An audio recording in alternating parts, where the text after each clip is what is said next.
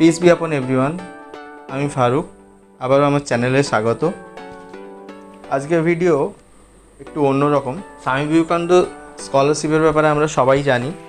স্বামী বিবেকানন্দ 2023-24-এর তোমরা অনেকেই টাকা পেয়ে গিয়েছো, তবে এখনও কিছু স্টুডেন্টের টাকা পেতে বাকি রয়েছে। যারা অপেক্ষা করছে দীর্ঘদিন ধরে, তাদের জন্য সুখবর রয়েছে। পেমেন্ট কিন্তু স্বামী বিবেকানন্দ ছেড়ে দিয়েছে। তো এই ব্যাপারে বিস্তারিত আলোচনা করব আজকের ভিডিওতে। তো চলো শুরু করা যাক।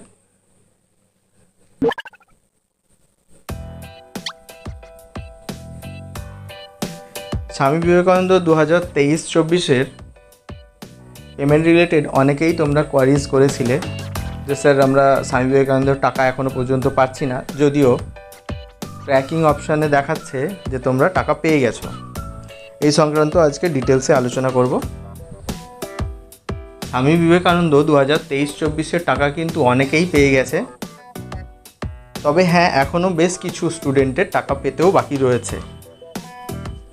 এরকম অবস্থায় অ্যাপ্লিকেশন ট্র্যাক করলে দেখা যাচ্ছে তাদের কিন্তু পেমেন্ট ডেট দেওয়া হয়েছে বা বলা হয়েছে যে পেমেন্ট হয়ে গিয়েছে। এক্ষেত্রে স্পেসিফিক দুটি কেস হতে পারে। একটি স্ট্যাটাস দেখাচ্ছে ফান্ড ডিস্ট্রিবিউটেড, আরেকটিতে দেখাচ্ছে ফান্ড নট ডিস্ট্রিবিউটেড। উভয় ক্ষেত্রে নিয়ে আলোচনা করছি। প্রথমে যদি ফান্ড ডিস্ট্রিবিউটেড কথাটি দেখায় তোমার স্ট্যাটাসে, সেক্ষেত্রে তোমরা কি করবে? ফান্ড ডিস্ট্রিবিউটেডের ক্ষেত্রে তোমরা প্রথমেই নিজেদের ব্যাংকে যদি কেওয়াইসি না করা থাকে, তোমরা প্রথমেই নিজেদের ব্যাংক ভিজিট করবে এবং সেখানে দেখবে তোমাদের ব্যাংকে কেওয়াইসি কোনো পেন্ডিং নেই তো, বা ব্যাংক অ্যাকাউন্টটি ডরমেন্ট হয়ে যায়নি তো।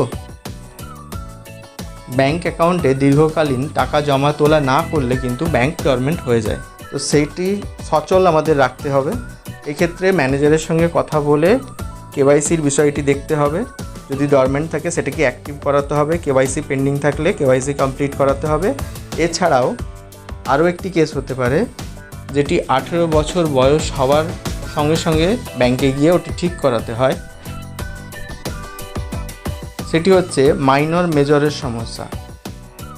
ব্যাংক অ্যাকাউন্ট কিন্তু প্রথমে মাইনরই খোলা হয়, তারপর 18 বছর হলে তখন সেগুলি ডকুমেন্টস দিয়ে মেজর করিয়ে নিতে হয় আমাদের।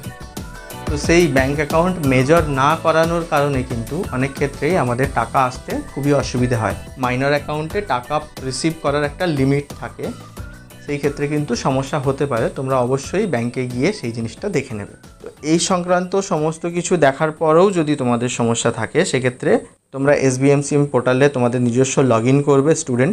স্টুডেন্ট লগ ইন করার পর সেখানে গ্রিভান্স সেকশানে গিয়ে কমপ্লেন লজ করে দিতে পারো। তোমাদের ট্র্যাকিং পেজটা তোমরা স্ক্রিনশট করে নেবে এবং সেটি নিয়ে তোমরা গ্রিভান্সে একটি কমপ্লেন করে দাও। তারপর আশা করছি তোমাদের সমস্যা হবে না, টাকা তোমরা পেয়ে যাবে। এছাড়াও তোমাদের যাদের ফান্ড নট ডিস্ট্রিবিউটেড কথাটা লেখা আছে, সেক্ষেত্রে কিন্তু তোমরা নিজেদের অ্যাপ্লিকেশন অবশ্যই ট্র্যাক করে দেখো।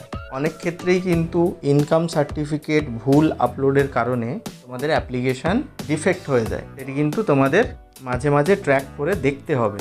যে ক্ষেত্রে তোমাদের ইনকাম সার্টিফিকেট বা অন্যান্য ডকুমেন্টস ভুল আপলোড হয়েছে, সেক্ষেত্রে কিন্তু তোমাদের লগ ইন করে সঠিক ডকুমেন্টটি আবার আপলোড করতে হবে।